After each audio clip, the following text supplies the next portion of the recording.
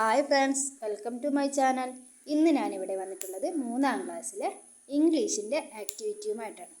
WhatsApp message between head master and Anu teacher. Activity 6. Miss Anupama started messaging the headmaster. Select suitable dialogues and fill up the chat box. അല്ലേ, നമ്മൾ ഇത് കണ്ടാലും നമുക്കറിയാം, ഇത് വാട്സപ്പിൽ നമ്മൾ മെസ്സേജ് അയക്കുന്ന ആ ഒരു ഫോർമാറ്റാണ്.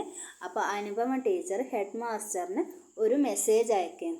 അപ്പോൾ ആ മെസ്സേജിലെ കാര്യങ്ങളൊക്കെ ഇവിടെ കൊടുത്തിട്ടുണ്ട്, പക്ഷേ എല്ലാം ഷഫിൾ ചെയ്തിട്ടാണ് കൊടുത്തിട്ടുള്ളത്. അത് നമ്മൾ കറക്റ്റ് ഓർഡറിൽ എഴുതണം.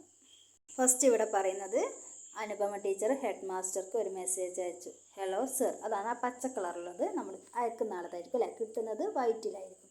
അപ്പോൾ നമ്മൾ സാധാരണ ഓൺലൈനിൽ ഒരാൾ ഉണ്ടെങ്കിലോ അല്ലെങ്കിൽ വരാൻ വേണ്ടി നമ്മൾ ഹലോയോ ഹായോ അങ്ങനെ എന്തെങ്കിലും കൊടുക്കും. അപ്പോൾ ഹലോ സർ എന്ന് കൊടുത്തു. അപ്പോൾ അവിടുന്ന് ഇനി റിപ്ലൈ വരും അല്ലേ. നമ്മൾ ഹായോ ഹലോ അയച്ചാൽ സാധാരണ എന്തായിരിക്കും റിപ്ലൈ വരിക? ഒന്നെങ്കിൽ ഹലോ എന്ന് തന്നെ വരും റിപ്ലൈ, അല്ലെങ്കിൽ ഹായോ അങ്ങനെ എന്തെങ്കിലും വരും അല്ലേ. അപ്പോൾ ഇവിടെ ഹെഡ് മാസ്റ്റർ എന്താണ് റിപ്ലൈ അയച്ചത്? Hi Anupama teacher. അപ്പോൾ അങ്ങനെ അയച്ചു. അപ്പോൾ ഓൺലൈനിൽ ഉണ്ട് അല്ലേ. ഇനി അനുപമ ടീച്ചർ കാര്യങ്ങൾ പറയണം. അപ്പോൾ എന്തായിരിക്കും പറയുന്നുണ്ടാവുക? Today 2 of our students came to me.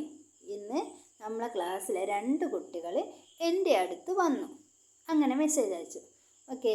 അപ്പോൾ ഹെഡ് മാസ്റ്ററിൻ്റെ അടുത്ത് ചോദിച്ചു, ഹൂ വേർ ദേ, അവരാരൊക്കെയാണെന്ന് ചോദിച്ചു. അവരാരൊക്കെയായിരുന്നു എന്ന് ചോദിച്ചു. അപ്പോൾ ആരെന്നാ പറഞ്ഞത്? സശ ആൻഡ് നവീൻ. സശയും നവീനുമാണ് വന്നത്.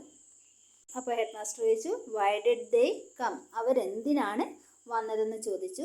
അപ്പോൾ ഇനി അനുപമ ടീച്ചർ റിപ്ലൈ പറയും, എന്താ? They wanted to admit a girl to our school. അവർ പറയുന്നത് അവരുടെ ആവശ്യം അവർക്കൊരു പുതിയ കുട്ടിയെ നമ്മുടെ സ്കൂളിൽ ചേർക്കണമെന്നാണ്.